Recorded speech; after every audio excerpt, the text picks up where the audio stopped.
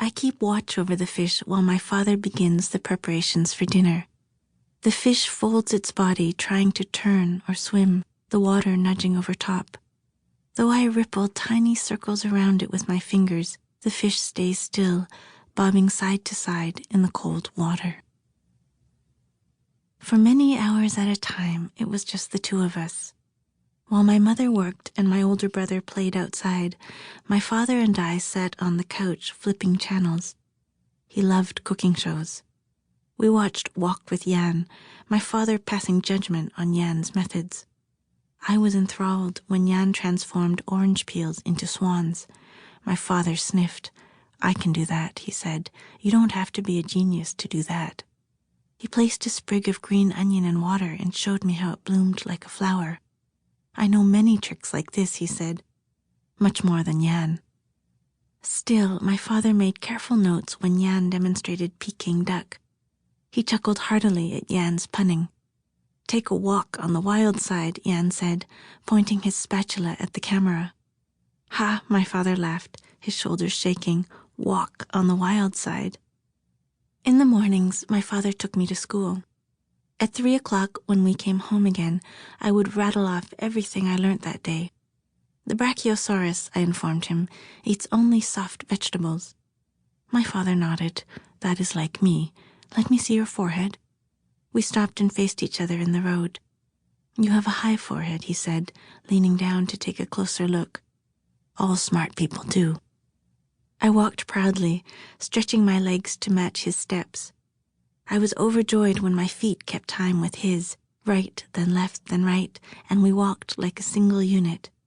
My father was the man of tricks, who sat for an hour mining a watermelon with a circular spoon, who carved the rind into a castle. My father was born in Malaysia, and he and my mother immigrated to Canada several years before I was born, first settling in Montreal and then finally in Vancouver.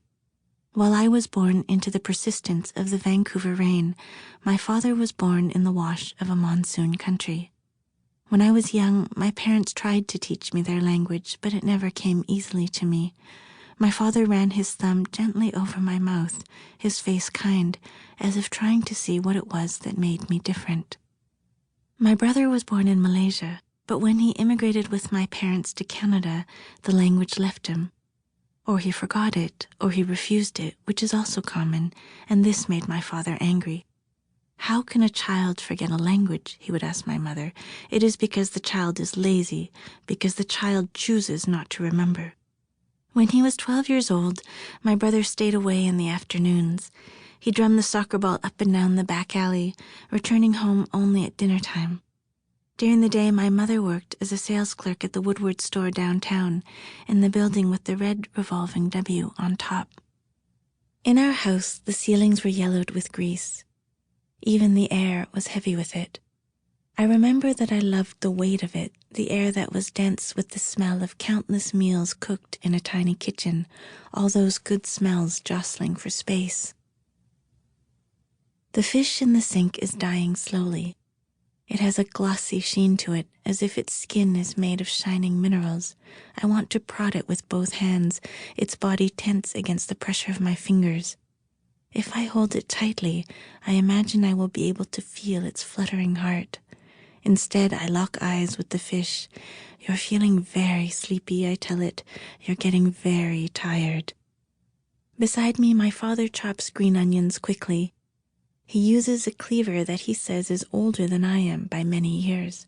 The blade of the knife rolls forward and backward, loops of green onion gathering in a pyramid beside my father's wrist. When he is done, he rolls his sleeve back from his right hand, reaches in through the water, and pulls the plug. The fish in the sink floats, and we watch it in silence. The water level falls beneath its gills, beneath its belly. It drains and leaves the sink dry. The fish is lying on its side, mouth open, and its body heaving. It leaps sideways and hits the sink, then up again. It curls and snaps, lunging for its own tail. The fish sails into the air, dropping hard. It twitches violently.